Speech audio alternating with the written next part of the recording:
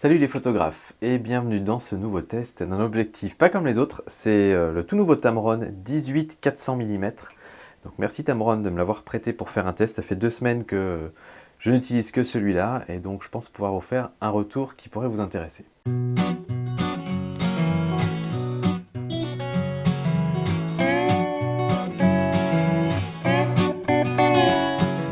Et alors mes premières impressions très rapidement, alors comme d'habitude chez Tamron, c'est de la belle qualité de fabrication. Alors c'est un objectif qui s'étend très loin, vous voyez, vraiment très long, mais en même temps il va de 18 à 400 mm. 18 à 400 c'est du jamais vu sur des objectifs pour réflexe, c'est un zoom de plus de 20 fois et ça fait vraiment bizarre d'avoir un truc comme ça sur son appareil photo. Donc voilà, après c'est du Tamron, donc vous avez les petits joints un petit peu partout pour protéger contre les éléments. C'est bien construit, c'est joli, enfin voilà, il n'y a pas de souci, ça tient bien la route. On va passer tout de suite à l'ergonomie. Donc l'ergonomie, les boutons, on a un petit peu les mêmes que d'habitude. Vous avez le bouton de stabilisation, parce que cet objectif est stabilisé, qu'on peut mettre en off ou en on. Et puis le bouton d'autofocus et mise au point manuel. Toujours assez net, c'est-à-dire qu'on ne peut pas les enclencher sans s'en rendre compte. Donc ça j'aime plutôt bien.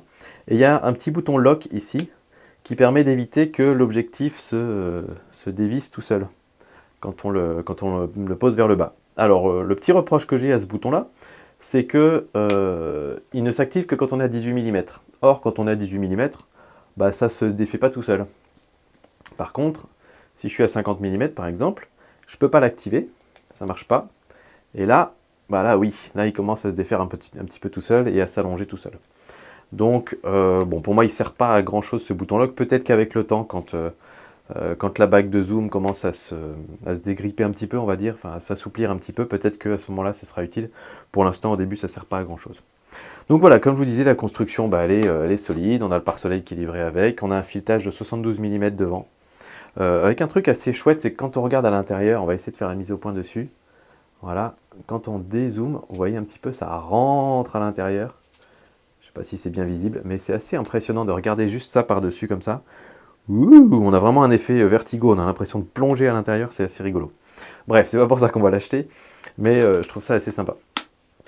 La tropicalisation, alors comme d'habitude, je ne sais pas si on peut dire que c'est totalement tropicalisé, mais les petits joints qu'il y a un peu partout, c'est sûr que ça ne peut pas faire de mal, et ça donne surtout un côté très doux quand on vient de visser dessus.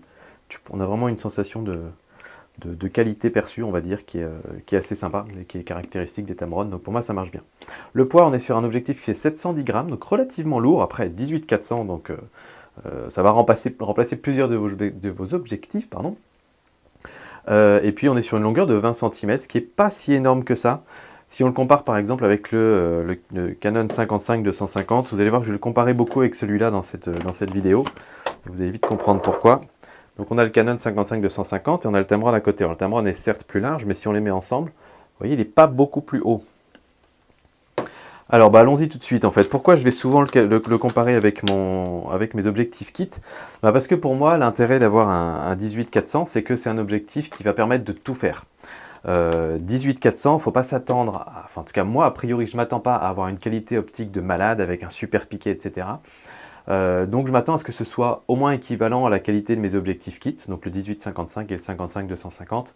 Et à mon avis, il ne faut pas s'amuser à comparer ça avec un 70-200 ou un truc comme ça. C'est pas du tout dans la même gamme d'objectifs, c'est pas du tout la même utilisation.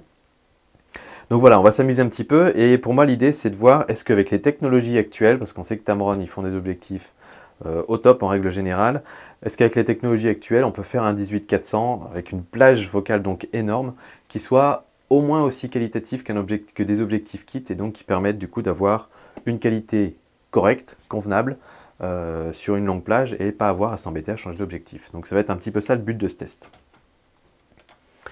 Alors l'usage principal, comme je vous disais, à mon avis ça va être pour la balade et pour le voyage, c'est-à-dire les gens qui aiment avoir leur objectif monté sur leur appareil photo et se balader uniquement avec l'appareil photo et cet objectif, sans avoir besoin de sacoche, sans avoir besoin de rien du tout. Éventuellement une petite sacoche, une petite housse de protection si jamais on veut mettre dans un sac à dos ou autre, mais pas se trimballer avec un sac photo par exemple. Donc pour moi c'est vraiment l'usage principal de ce type d'objectif là. Et donc du coup, l'idée c'est que ce soit pratique et jamais besoin de changer d'objectif, jamais besoin de se dire «Ah et là il y a un truc, il faudrait que je mette mon téléobjectif, vite, vite, je défais, etc.» Là on a tout dedans, donc si jamais je suis en train de prendre des belles photos de paysages, et puis d'un seul coup il y a Lily qui me dit «Oh, il y a un superbe animal là-bas derrière, où ça?» Boum.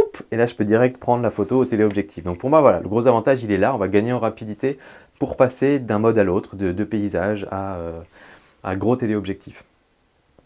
Le poids pour moi est quand même relativement lourd. On y reviendra un petit peu vers la fin par rapport aux objectifs kit. Mais si vous le portez vraiment à la main comme ça, donc à bout de main pendant 4-5 minutes, au bout d'un moment ça commence vraiment à faire mal au poignet.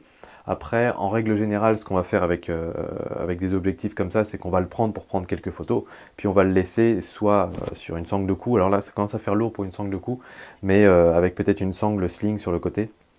Là, je pense que ça pèsera pas trop, il n'y a pas de souci.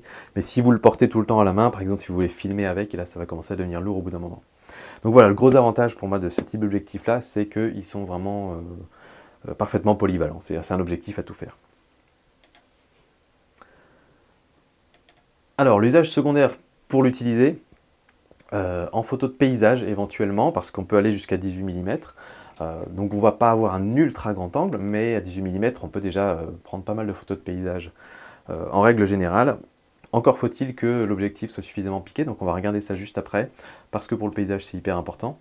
Pour l'animalier, est-ce que ça peut être une deuxième utilisation? Oui, forcément on y pense quand on a une focale qui va à 400 mm. On imagine pouvoir prendre en photo des animaux. Quand je l'ai reçu, j'avais qu'une hâte, c'était pouvoir le tester sur les chevreuils qui se pointent dans le champ tous les soirs au coucher du soleil. Donc j'ai pu faire quelques phototests dont j'étais pas particulièrement ravi, je vous avoue, on y reviendra peut-être tout à l'heure. Mais voilà, vraiment en conditions de faible lumière, voilà, au coucher du soleil comme ça, on a l'impression que cet objectif a un peu du mal à faire de la mise au point. Le reste du temps, il n'y avait pas de souci, mais là on le pousse vraiment dans ses retranchements et c'était pour moi pas forcément le super objectif animalier, ou en tout cas ça ne vous prive pas de devoir vous rapprocher de l'animal, de toute façon. Et pour la proxy, j'étais assez étonné, je m'y attendais pas, mais en fait on peut faire une mise au point assez proche, je crois à 45 cm du sujet, et donc du coup pour faire de la proxy photo, pour des photos de fleurs, pour des photos de petits insectes, ça peut être vraiment pas mal. Et en tout cas par rapport à mon 55-250 qui lui ne peut faire une mise au point qu'à un peu plus d'1 mètre, ça fait une sacrée différence. Donc ça c'est un bon point aussi. Et voilà, on va commencer à regarder le piqué. Alors, à 18 mm, je me suis amusé à le comparer avec le 18-55. Et on a un piqué qui est globalement hétérogène, c'est-à-dire qu'on va avoir des endroits où c'est assez net, voire plutôt pas mal, et d'autres endroits où on a vraiment un flou important. Donc par exemple, par rapport au 18-55, ils sont vraiment similaires, en moyenne, parce qu'effectivement, il y en a un qui va être plus piqué au centre, l'autre plus piqué sur les bords, mais en moyenne, ils sont vraiment similaires. Par contre, à f5.6 et f8, là, le 18-55 est un peu plus piqué. Donc je vous disais pour la photo de paysage, à mon avis, on n'est pas sur l'objectif parfait pour la photo de paysage parce que on arrive à des conditions un petit peu moins bonnes que sur un objectif kit. Ça reste acceptable, on va dire, notamment si c'est pour faire des photos que vous avez partagées sur Facebook, etc. Mais à mon avis, comptez pas imprimer des photos, de photos de paysage en grand que vous aurez pris avec cet objectif-là, vous serez sûrement déçus.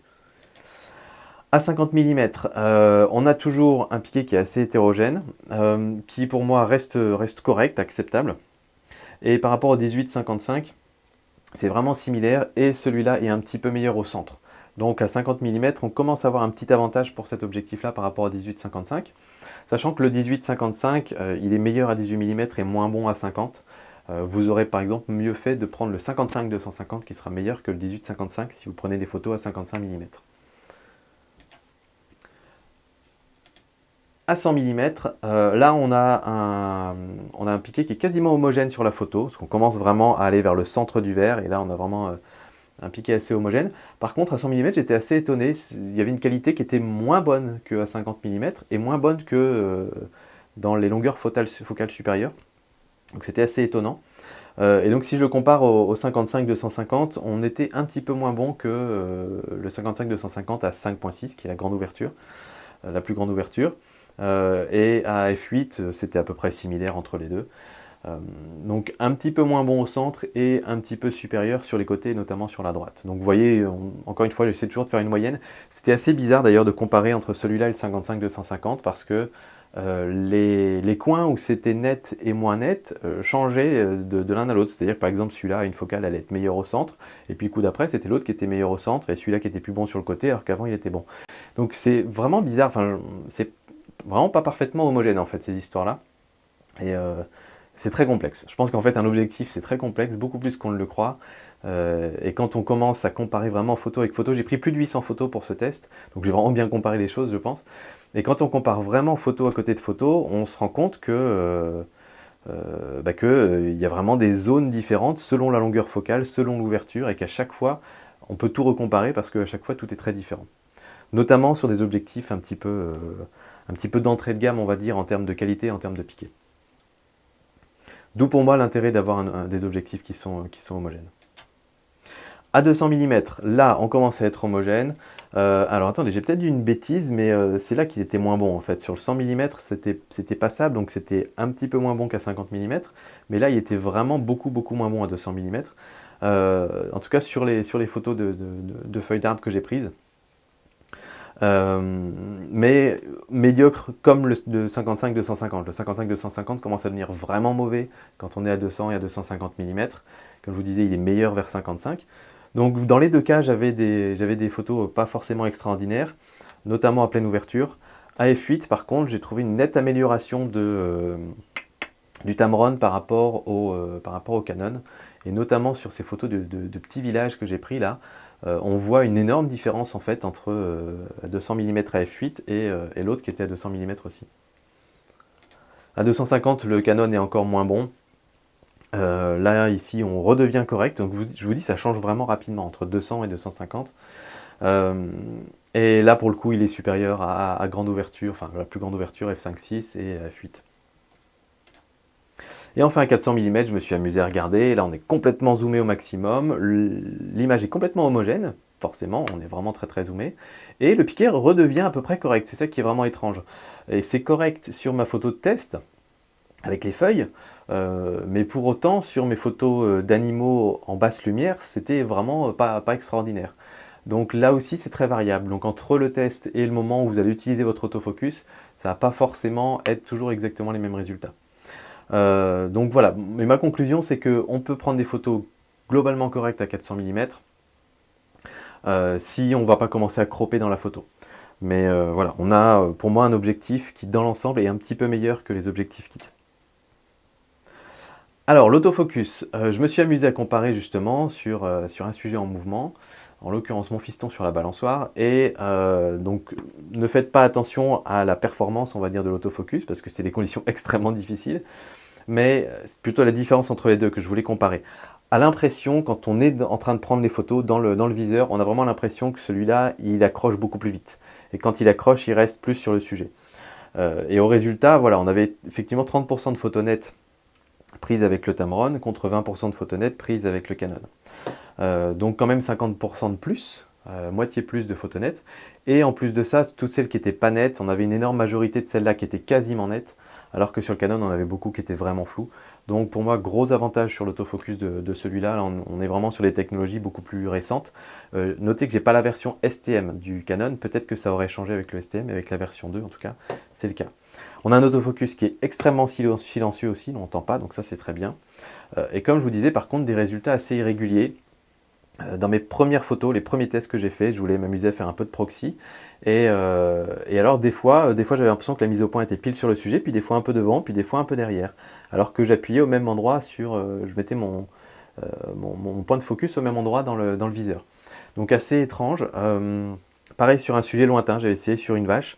Des fois c'était net, des fois c'était un peu moins net. Et j'ai pas souvenir d'avoir eu ce type de souci avec le Canon. Et donc au départ je pensais qu'il y avait du front focus ou du back focus et que je pouvais le régler dans l'appareil photo. Mais en fait en analysant un peu mieux les photos, c'est juste une irrégularité de l'autofocus. Et ça je pense c'est un petit peu plus ennuyeux. Ça veut dire que vous devrez prendre un peu plus de photos à chaque fois pour être sûr que c'est bon. Alors notez qu'à chaque fois c'est dans des conditions de lumière un petit peu difficiles, mais dans des bonnes conditions de lumière, j'ai beaucoup moins rencontré ce souci-là.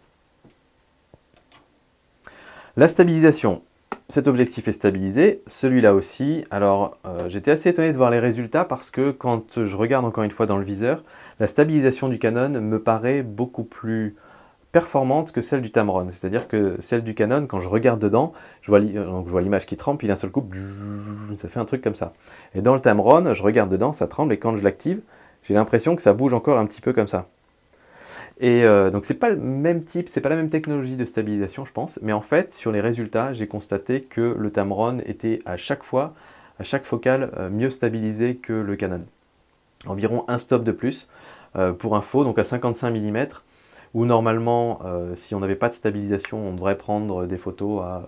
Alors, juste ma règle pour arriver à ces vitesses d'obturation-là, c'est j'ai retenu les vitesses d'obturation pour lesquelles j'arrivais à avoir au moins la moitié ou plus des photos qui étaient correctement nettes, qui n'avaient pas de flou de bouger. Mais normalement, on devrait, par exemple, là, à 55 mm, on devrait prendre une photo à 1/80 de seconde. Et là, on est à 1/25 de seconde. Donc en réalité, on a à peu près 3 stops de stabilisation. Pareil à 100 mm, on a environ 3 stops de stabilisation. Par contre, à 200 et à 400, j'arrivais toujours à aller jusqu'à 1/50 de seconde. Donc là, en fait, on arrive à 4 stops et voire à 5 stops de stabilisation quand on est à 400 mm. J'étais assez étonné sur la fin. Alors sur la fin ici, j'avais vraiment que la moitié des photos qui étaient bonnes, alors que là, j'en avais un petit peu plus.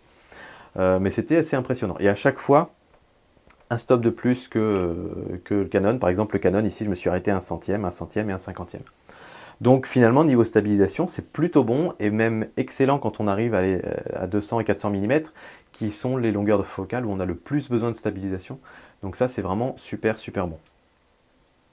Donc la stabilisation Tamron, elle continue de me ravir à chaque fois. Alors, le rapport qualité-prix. On a un objectif qui est super polyvalent, qui est très très simple à utiliser. Je vous disais, on ne perd pas de temps parce qu'il est toujours monté sur son boîtier. On veut faire du paysage, tac, on veut faire un petit portrait, on peut se mettre comme ça, on veut faire de l'animalier, tac.